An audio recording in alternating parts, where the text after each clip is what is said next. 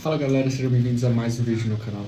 No vídeo anterior eu falei um pouquinho da API de Java, do projeto Geo7, e nesse vídeo agora eu quero trazer um pouco da API .NET, que também faz parte do projeto Geo7, mas só diferenciando que a API de Java ela tem o foco para os produtores de fato, e agora eu vou trazer a API de .NET, que tem o foco para um painel administrativo. Então, quem utilizaria os dados dessa API de fato seriam ali os gestores cooperativos.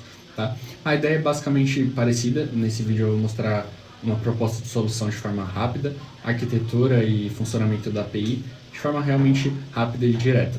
Então, sem mais enrolações, bora pro vídeo.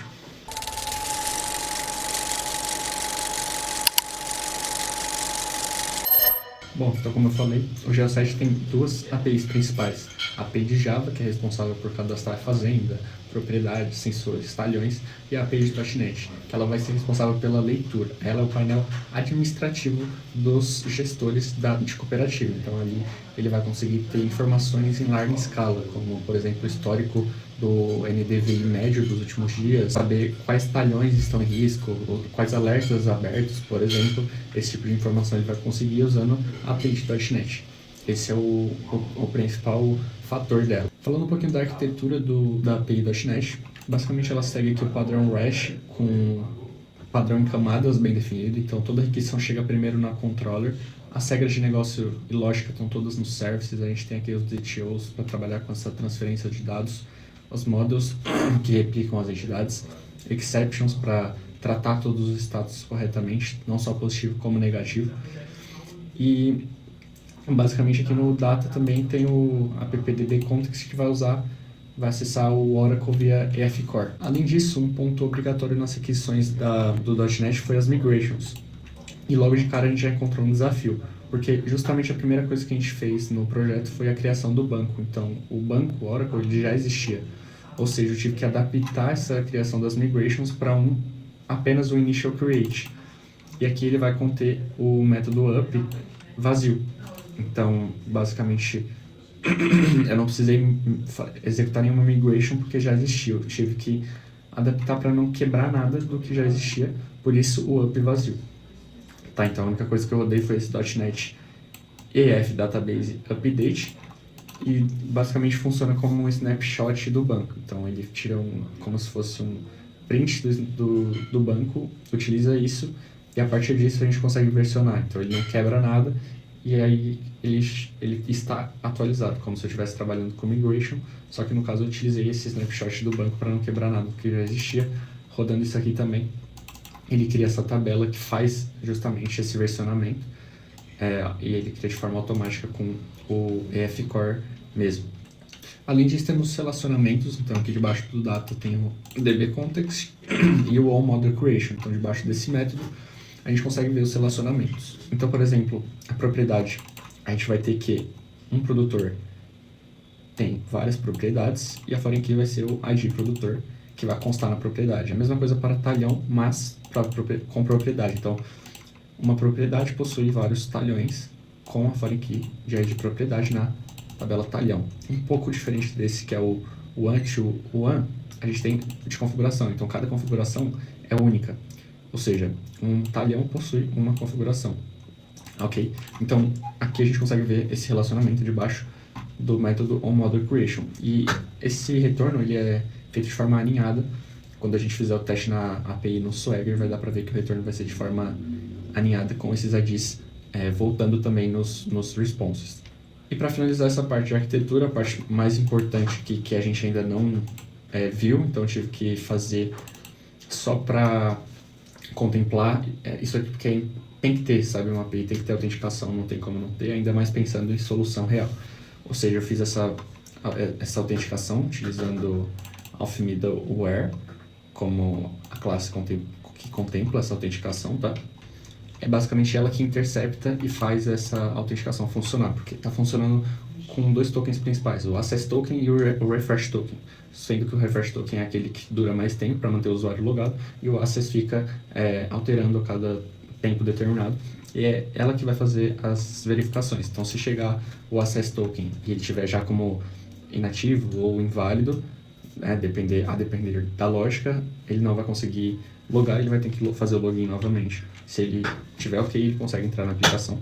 O objetivo do Refresh Token é justamente não precisar ficar logando o usuário toda hora. A gente consegue manter uma sessão sem ficar expondo os dados do lado do cliente. Óbvio que isso a gente não viu ainda, então eu só implementei a nível de solução. Então seria até bom se você não considerasse, eu acredito que não era um requisito obrigatório, porém eu acrescentei porque eu vejo necessidade de ter autenticação, a API tem que ter essa autenticação e ela funciona em conjunto com a API de Java, ou seja, a API de Java também tem autenticação e lá tá ok ter essa autenticação, então foi justamente por isso que eu implementei. Bom, só para finalizar aqui, vou mostrar o fluxo de testes da API pelo Swagger, rapidinho para não estender muito e estourar o limite. Aqui eu já adiantei o login, tá? Eu criei um usuário master, é esse admin que consegue criar um usuário que vai acessar, tá? Tem uma colinha aqui de dados para adiantar o processo já, então a gente vai primeiro cadastrar o usuário. Não está aparecendo aqui do lado as descrições, mas eu ainda vou adicionar, falta essa parte.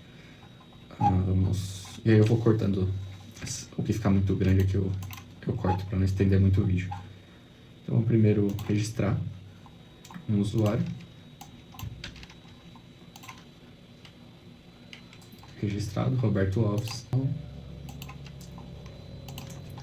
Registrar. E aí eu vou utilizar um ID que eu criei utilizando a API de Java, né? Que essa parte de talhão, propriedade, produtor, é a API de Java que cuida. Então eu sei que isso aqui, teoricamente, era para funcionar. Vamos ver se vai funcionar.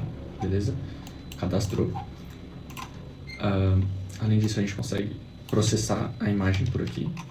Testar a imagem. O teste que eu fiz lá era com o set. Então vamos ver se com o set funciona. Se não, a gente tem que usar essa imagem que a gente acabou de cadastrar. Acessar a imagem de ID 8, que é a imagem que a gente acabou de criar. Beleza? Cadastrado, processado, desculpa.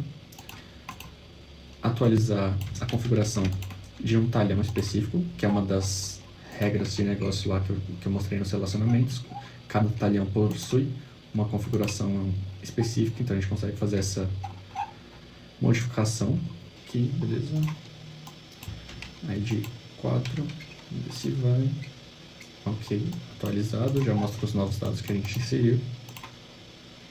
E basicamente esses são os testes a realizar. Óbvio que tem mais rotas, tá? A ideia é ser um painel administrativo mesmo. Aqui a gente tem até o dashboard resumo, ver se retorna alguma coisa, ainda não testei. Aqui, ó. Então, total de produtores, total de propriedades, total de talhões.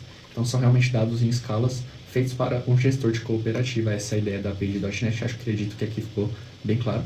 E se eu não falei, eu vou tentar adicionar lá no vídeo mais informações, caso eu não tenha conseguido mostrar tudo aqui no vídeo. Então, resumindo, API REST de .NET utilizando ASP.NET Core, EF Core com Oracle, Auth manual utilizando middleware, relacionamentos one-to-many e one-to-one utilizando include, migration funcionando como snapshot do banco existente, Swagger completo e integração com os triggers Oracle, porque são esses triggers que fazem a parte lógica realmente que entrega o valor ao produto, são realmente esses triggers que fazem toda essa lógica de alerta, de verificação, é lá que faz, não são as APIs. As APIs, a principal responsabilidade é persistir os dados e realmente recuperar também esses dados, que é o caso da API de .NET. Esse foi o vídeo, espero que tenha gostado, espero você no próximo vídeo, valeu, falou!